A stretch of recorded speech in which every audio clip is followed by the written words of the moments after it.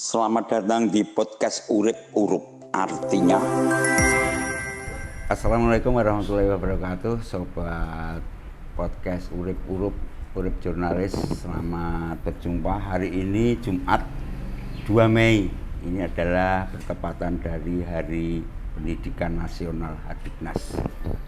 Kami mencoba ini mengulik, mengundang tamu. Beliau adalah Kepala Disdiknas Kabupaten Blora, Pak Naryo. Assalamualaikum Pak Naryo. Waalaikumsalam warahmatullahi Sugeng Ngenjang ini Nggih.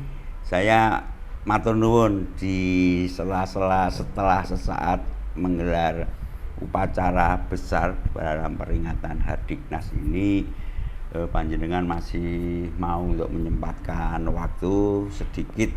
Mari kita merefleksi, apapun di 2 Mei ini kan salah satu bentuk penghormatan kepada beliau Ki Hajar Dewantara yang kebetulan hari lahirnya 2 Mei 1889.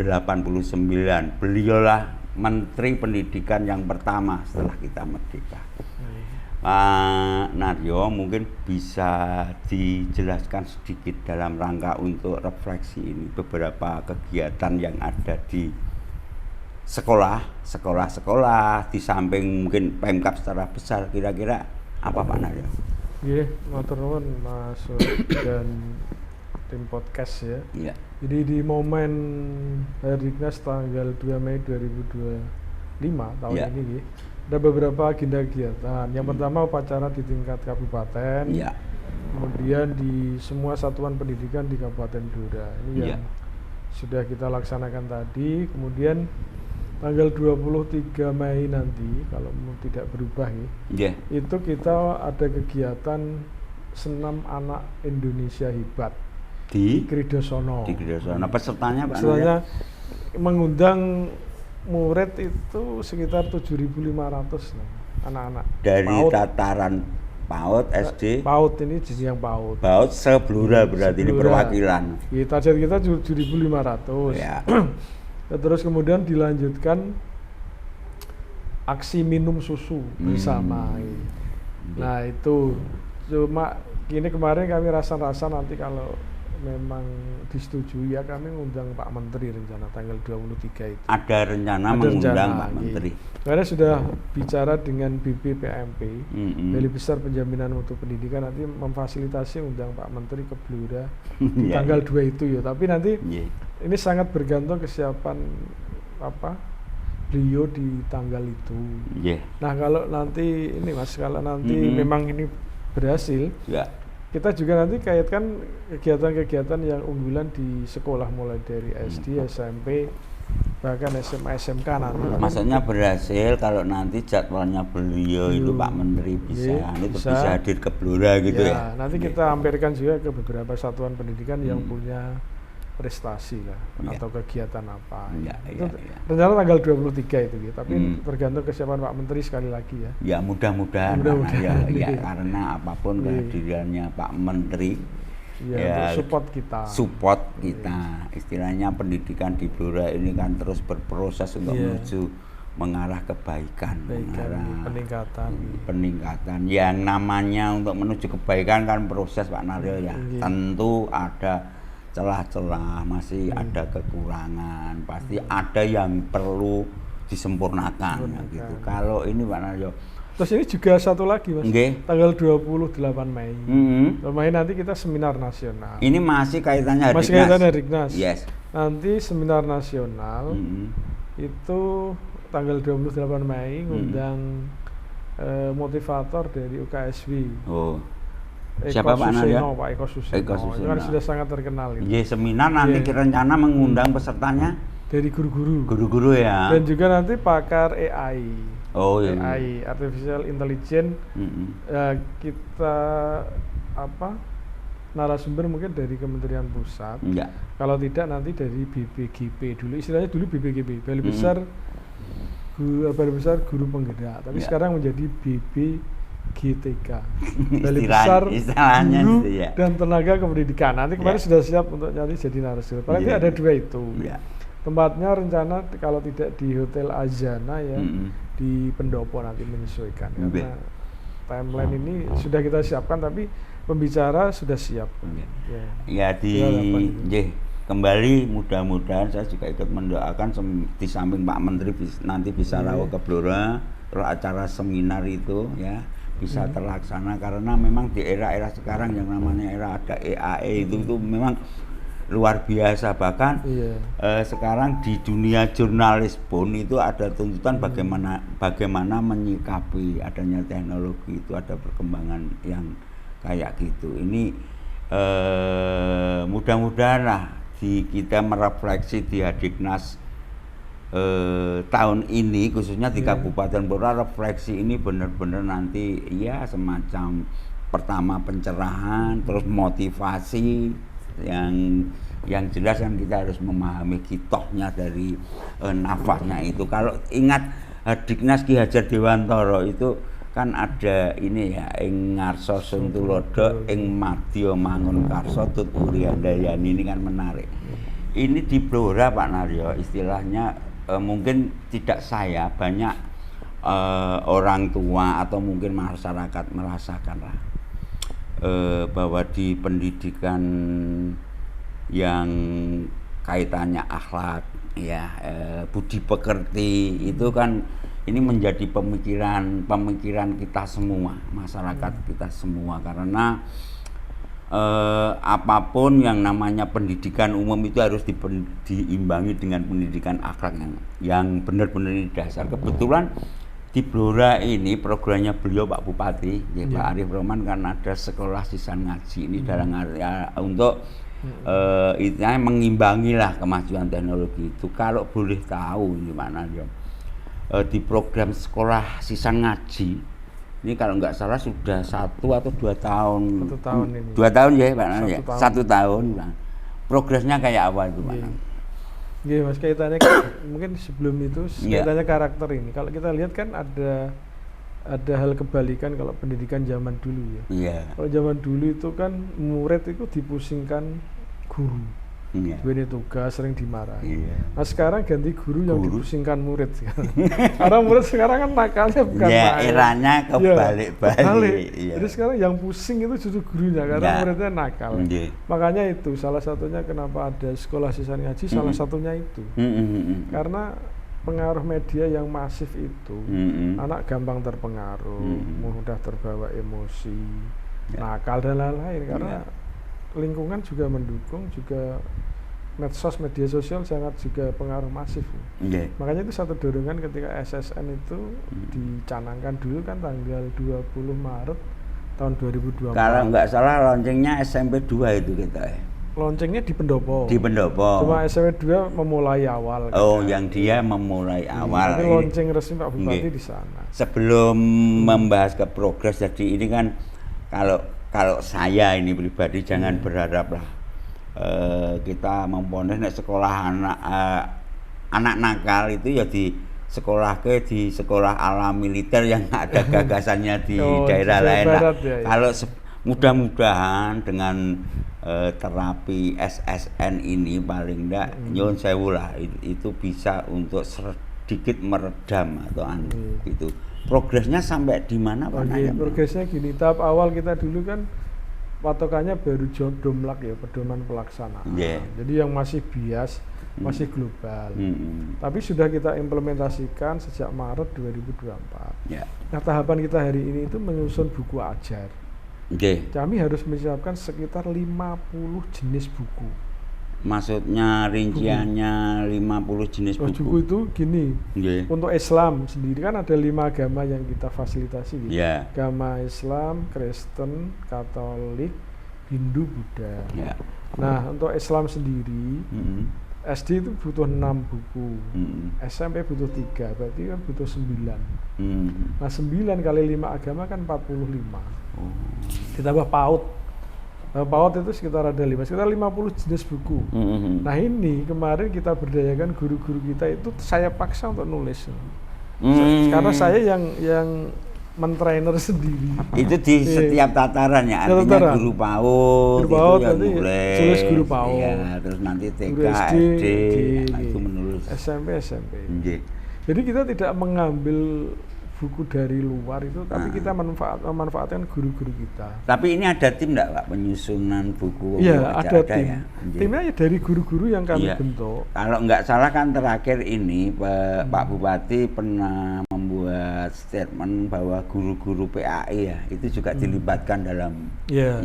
Semua guru ya, Mas. Jadi guru sesuai agama itu. Jadi yang buku ajar Islam nanti ditulis oleh guru-guru PAI. Mereka mestinya belum pernah nulis buku sama sekali. Tapi ketika kita training, kita latih, jadi ini.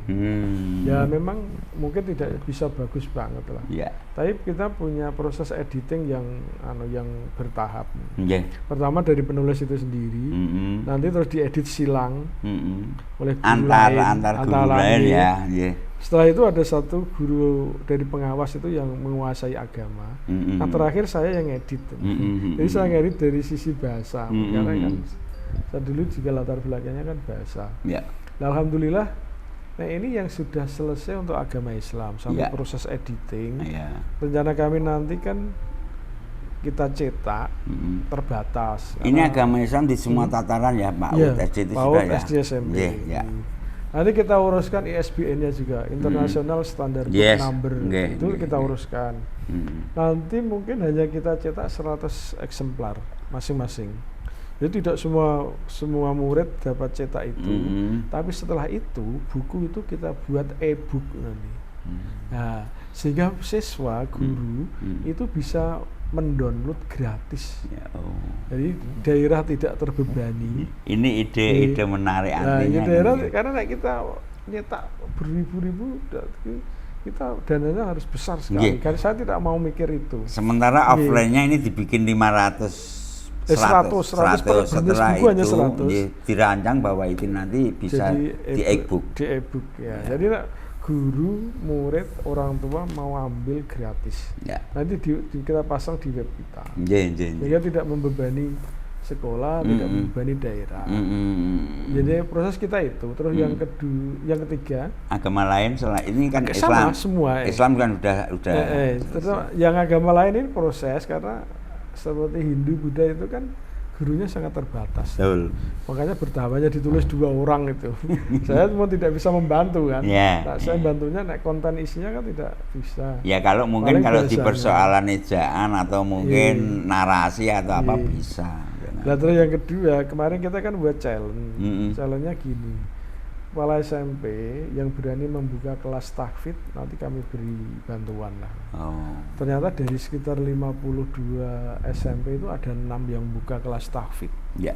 Di SMP 1 Blora, SMP 2 Blora, SMP 2 Japah, SMP 1 Doplang, SMP 2 Kunduran, terus satu lagi di Cepu. Istilahnya kelas apa tadi? Kelas tahfidz, hafalan Al-Quran, 30 juz. Ini sudah ada berapa sekolah? Sudah ada 6 sekolah. Luar biasa. Nah ternyata contoh di SMP 2 Blora kemarin saya lihat 3 minggu itu anak sudah hafal juz 30.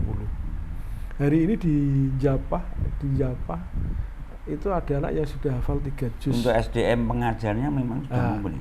Yang ngajar ini, nah ini yang menarik ini karena kelas tahfidz itu dibiayai sendiri oleh orang tua wali. Jadi wali kita undang, anaknya yang mau kelas tahfidz siapa, dia urunan sendiri. Nanti kita hubungkan dengan guru tahfidz. Mereka ini menarik Pak Narya. Artinya saya kalau mau boleh wanti-wanti ini, yang terpenting sosialisasi di persoalan ini. Karena sekarang itu sidik-sidik nggak boleh ada iuran, nggak boleh kan. Kalau tapi persoalannya kuncinya yang terpenting. Ini kan kegiatan lebih kan, yang tidak ada di kurikulum yang normatifnya. Ini kan tambahan. Dan ternyata awalnya ya banyak, misalnya satu sekolah itu ada yang daftar sampai 90. Nanti ada seleksi alam tinggal 60. Nah, tapi saya yakin anak-anak ini nanti proses bisa berpengaruh positif di lingkungan sekolah itu. Kembali ke sebetulnya kan kita berpikirnya di outputnya, istilahnya ini pendidikan agama ini, ngaji ini apapun agamanya lah, karena itu paling tidak dasar pondasi akhlak itu akan juga membarengi dengan kemajuan teknologi itu ya Pak Naryo. Makanya kita dorong lagi, nanti kita coba lagi nih ada sekolah-sekolah lain yang mau buka kelas tahfidz lagi ya kita dorong. Dan itu kan punya nilai lebih. Ya. Sekolah-sekolah yang sekarang ada kekurangan murid, ada kelas tahfidz itu jadi keunggulan. Ini kan Orang tua kelengkapan dari benar-benar kesana. SSN. Iya. SSN Ini tapi nilai ada tambah khususon. SSN ya. Ya. Ya kita nek yang umum kan pembekalan agama secara Ya, tambahan lebih lah. umum, ya. Ini lebih lagi ya, kelas Lebih tahfidz itu lagi, lebih lagi. ya. Kalau misalnya Muslim ada hafalan Al-Quran, tidak sekedar agama secara umum. Gitu. Nah, nek yang kelas tahfidz di sekolah-sekolah berbasis agama ponpes kan biasa. Tapi kelas tahfidz di sekolah umum. Nah, itu kan tidak ada. Kebetulan 6 yang sudah membuka ini tadi, 6 atau berapa? 6 ini kebetulan sekolah umum negeri. semua. Oh, sekolah umum semua. Sekolah umum Lah, ini semua. keberanian kepala sekolahnya juga. Mudah-mudahan. Baru saya challenge itu kok berani. Ya, iya, mudah-mudahan ini virus positif, virus kebaikan ini bisa segera menular ke sekolah lain. Ya, nanti kita dorong yang lain. Yang SD ini yang belum. Paling kita targetkan iso kan setiap kecamatan minimal ada satu sekolah kelas tahfidz. Kalau mau semua SD kelihatannya yang ngoyo-woro, ya, tapi paling enggak kan ada percontohan lah. Percontohan gitu. Nanti nek studi bandingnya ya ke sekolah terdekat di situ, tidak usah keluar. Nah, kemarin kita itu belajar pertama. Belajar pertama itu malah ke Solo 3. Jadi kepala sekolah yang siap itu kami ajak studi tiru ke Solo 3. Di SMP 2 Negeri 2 Solo 3. Nah, saya akhirnya malah justru lebih tinggi sini. Di sana itu hanya targetnya juz 30. Loh, kita enggak, kita di luar juz itu sudah jalan. Tapi kan mungkin awalnya kan kita belajar ke sana, akhirnya pulang lebih sempurnakan ya. Kita sudah jalan jauh lebih itu. Ya. Termasuk SSN kita dulu kan belajar juga ke Blitar ya. Di Blitar hanya domplak, buku ajarnya tidak ada. Tapi kita sudah bisa menjangkau. Nah, ini sudah ada beberapa daerah yang mulai belajar ke sini. Ini hafalan Al-Quran ya, Pak ya? Yang SSN semua. Oh, SSN semua. Enggak yang khusus tadi yang SSN. Ya. Kita belajar ke Blitar, tapi di Blitar tidak ada yang tahfidznya, tidak ada. Yang kita yang ada tahfidz. Dan ternyata ini kan diapresiasi daerah-daerah lain. Ini sudah mulai banyak yang belajar ke Blora kaitannya SSN ini. Paling tidak kan ini nanti ada irisan juga dengan Kemenak, Pak Nar. Ya, kemarin kebetulan kami juga podcast dengan kepala Kemenak itu. Di sana itu ini hari sebetulnya sudah mulai agak grogi, menipisnya seni baca Al-Quran di semua desa, apa-apa itu kan paling tidak nanti suatu saat ada bisa kolaborasi ya, gitu. Tapi secara umum kembali ke SSN, Pak Nadio. Semua sekolah di semua tataran, apakah saya ngomong kalau Diknas ini kan berarti mulai PAUD sampai SMP. Itu sudah terlaksana semua ya? Sudah terlaksana. Sudah terlaksana ya? Ya, dengan berbagai variasi lah. Maksudnya ya biasa, ada sing ya sedeng, ada yang sudah bagus. Ya seperti contohnya yang 6 sekolahan tadi kan ada yang ada nilai plusnya itu kan, ini kan menjadi nilai plus, Pak Nar ya. Ya mudah-mudahan. Nah, ini programnya Pak Bupati, Pak Arif Roman ini bahwa pendidikan akhlak itu memang sangat-sangat luar biasa dan ini bisa sukses. Karena daerah lain juga sudah ada, tapi mudah-mudahan apa yang diterapkan di Blora ini ada nilai lebihnya di persoalan SSN-nya. Harapannya ini yang penyusunan buku pedomannya itu yang agama Islam sudah selesai, untuk agama yang lain bisa selesai juga menyusul selesai, dan rencana tadi dicetak 100 offline-nya, nanti e-booknya itu bisa terlaksana. Kan sekarang memang era-era canggih lah, kita pakai ini aja sudah bisa untuk buku aja, buku apa kan gitu kan, penak yang kayak gitu. Ini menarik, artinya gagasan, ide ini sudah dilaksanakan. Ini kan keinginan Pak Bupati ini memang di luar biasa. Satu lagi ini yang saya itu kadang-kala bergaul di tengah masyarakat di persoalan ini, Pak Nado. ada celutukan kurikulum sekarang ini yang mau dipakai itu kayak apa sih, anu gitu. Tapi mungkin bisa sedikit lah dikasih gambaran mana kurikulum untuk anu ini. Ya memang hari ini kan kalau de facto dan de jure ini masih kurikulum merdeka. Ya. Tapi tanda-tanda itu kan sudah mulai berubah ya. Sudah ada Permendikbud yang menghentikan sekolah penggerak. Berarti kan ini sudah arah bahwa kurikulum merdeka akan berubah. Yang kedua, program guru penggerak juga sudah dihentikan. Tapi nanti diubah menjadi pendidikan kepemimpinan. Ini regulasinya sudah ada ya? Yang penghentian program sekolah penggerak sudah ada. Sudah ada ya? Ya, permennya sudah mengatur, jadi dicabut. Kemudian kalau program guru penggerak kemarin rapat di Jakarta ya sudah tidak dilanjutkan.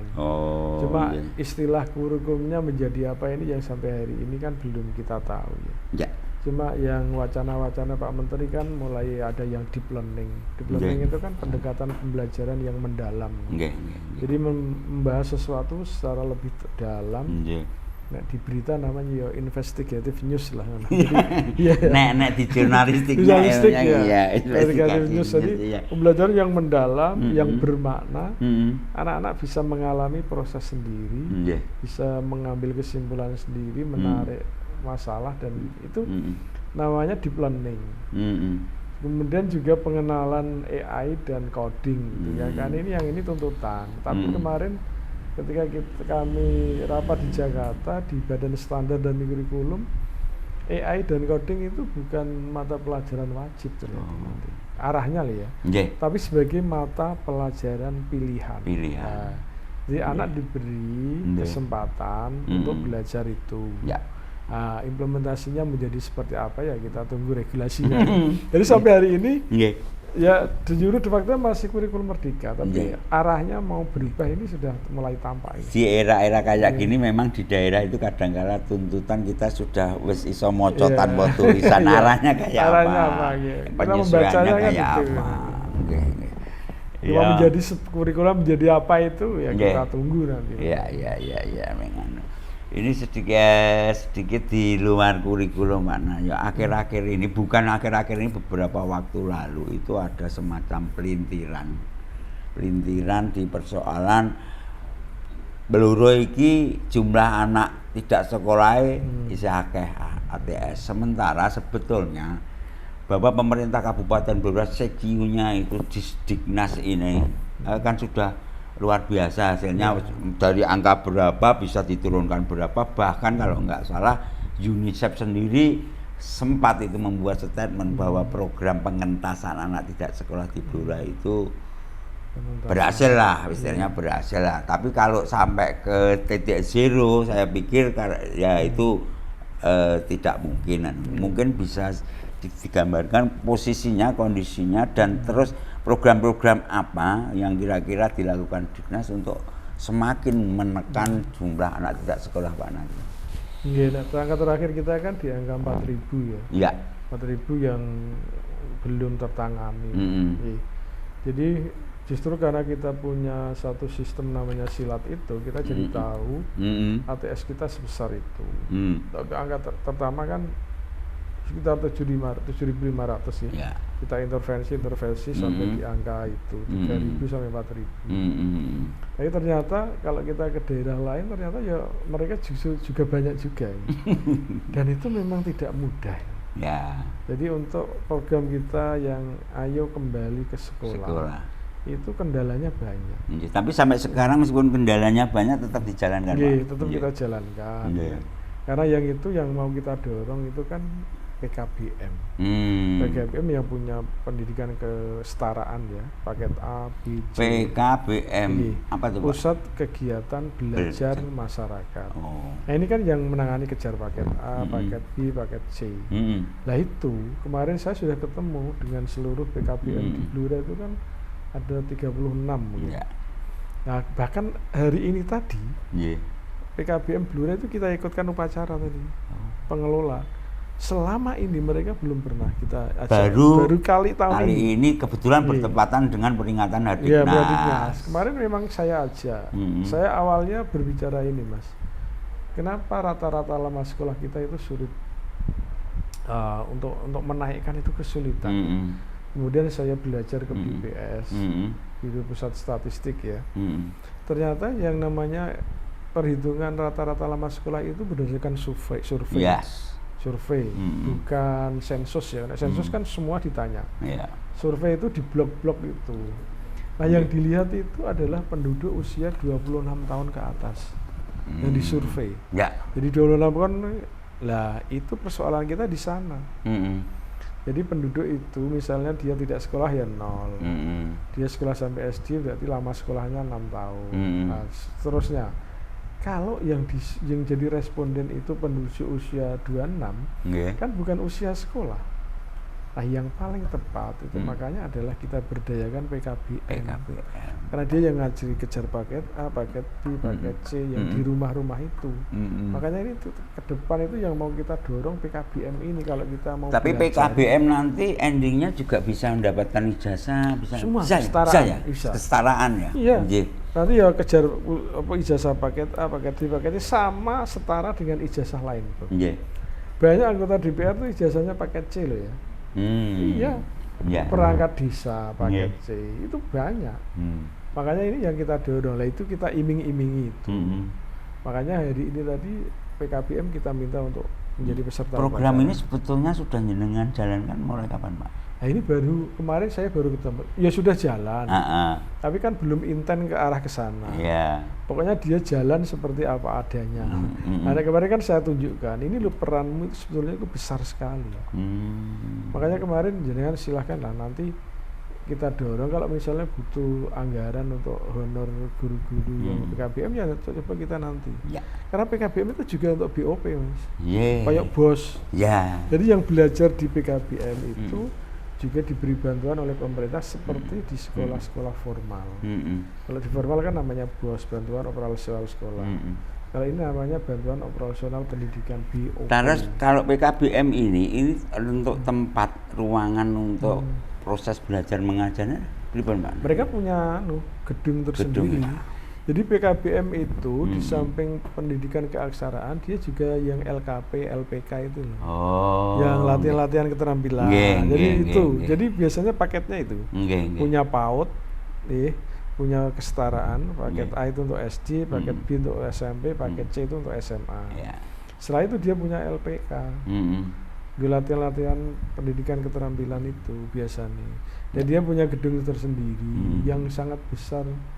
Kan seperti PKBM Avicenna yang punya Small England gitu, yaitu misalnya itu, dan banyak di Blora. Artinya ini kan program-program menarik, ini sebagai solusi atau mungkin penyempurna kejar paket itu atau gimana?